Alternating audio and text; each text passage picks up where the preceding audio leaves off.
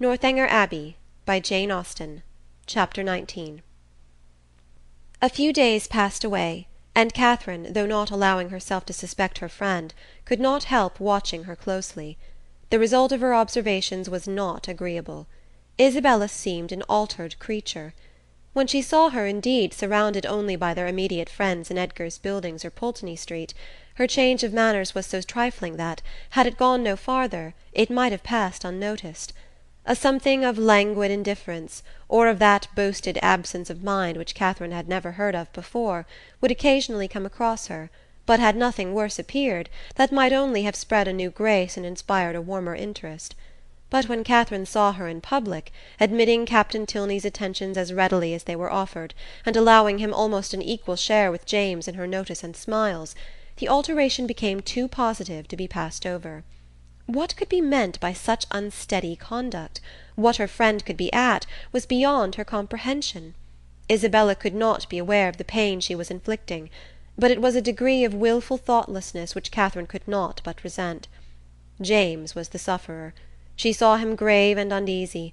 However careless of his present comfort the woman might be who had given him her heart, to her it was always an object. For poor Captain Tilney, too, she was greatly concerned. Though his looks did not please her, his name was a passport to her good will, and she thought with sincere compassion of his approaching disappointment. For in spite of what she had believed herself to overhear in the pump-room, his behaviour was so incompatible with the knowledge of Isabella's engagement that she could not, upon reflection, imagine him aware of it. He might be jealous of her brother as a rival, but if more had seemed implied, the fault must have been in her misapprehension. She wished by a gentle remonstrance to remind Isabella of her situation, and make her aware of this double unkindness, but for remonstrance, either opportunity or comprehension was always against her. If able to suggest a hint, Isabella could never understand it. In this distress the intended departure of the Tilney family became her chief consolation. Their journey into Gloucestershire was to take place within a few days, and Captain Tilney's removal would at least restore peace to every heart but his own. But Captain Tilney had at present no intention of removing. He was not to be of the party to Northanger. He was to continue at Bath. When Catherine knew this, her resolution was directly made. She spoke to Henry Tilney on the subject, regretting his brother's evident partiality for Miss Thorpe, and entreating him to make known her prior engagement. "My brother does know it," was Henry's answer. "Does he? Then why does he stay here?" He made no reply, and was beginning to talk of something else, but she eagerly continued. "Why do you not persuade him to go away? The longer he stays, the worse it will be for him at last.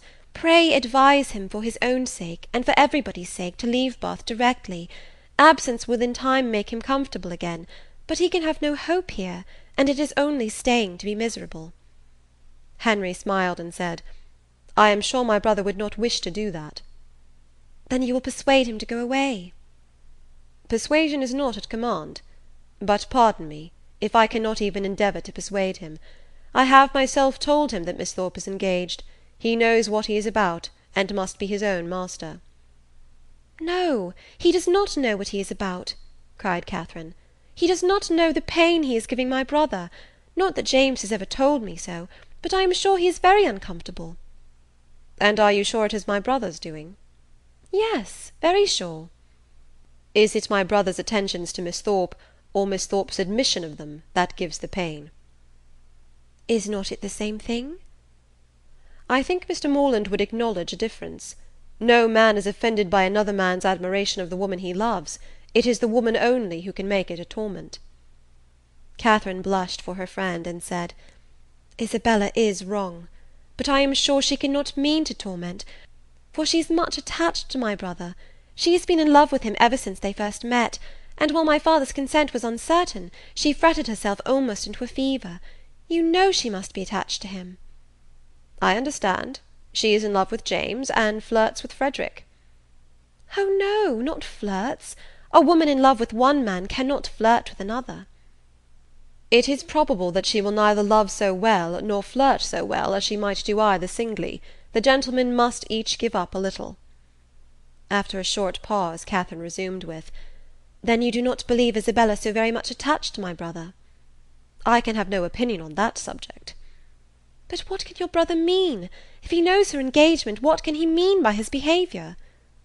You are a very close questioner." "Am I? I only ask what I want to be told." "But do you only ask what I can be expected to tell?"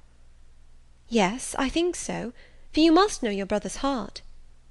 "My brother's heart, as you term it, on the present occasion, I assure you I can only guess at." "Well?" "Well? Nay, if it is to be guess-work, let us all guess for ourselves. To be guided by second-hand conjecture is pitiful. The premises are before you. My brother is a lively, and perhaps sometimes a thoughtless young man. He has had about a week's acquaintance with your friend, and he has known her engagement almost as long as he has known her."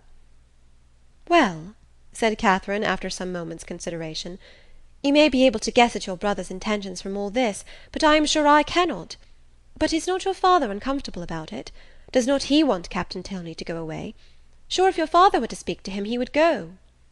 "My dear Miss Morland," said Henry, "in this amiable solicitude for your brother's comfort, may you not be a little mistaken? Are you not carried a little too far? Would he thank you, either on his own account or Miss Thorpe's, for supposing that her affection, or at least her good behaviour, is only to be secured by her seeing nothing of Captain Tilney? Is he safe only in solitude? Or is her heart constant to him only when unsolicited by anybody else? He cannot think this, and you may be sure that he would not have you think it. I will not say, do not be uneasy, because I know that you are so at this moment, but be as little uneasy as you can. You have no doubt of the mutual attachment of your brother and your friend. Depend upon it, therefore, that real jealousy never can exist between them.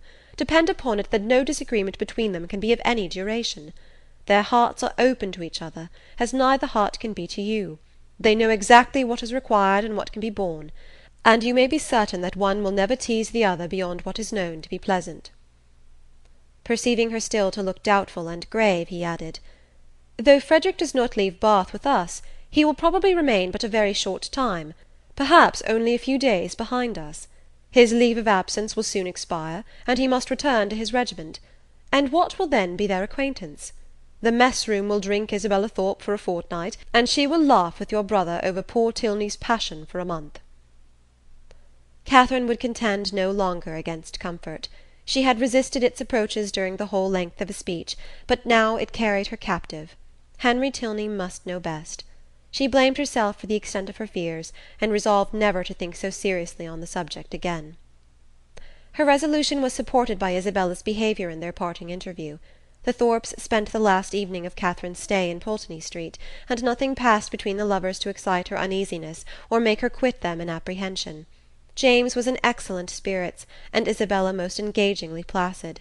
Her tenderness for her friend seemed rather the first feeling of her heart, but that at such a moment was allowable, and once she gave her lover a flat contradiction, and once she drew back her hand, but Catherine remembered Henry's instructions, and placed it all to judicious affection.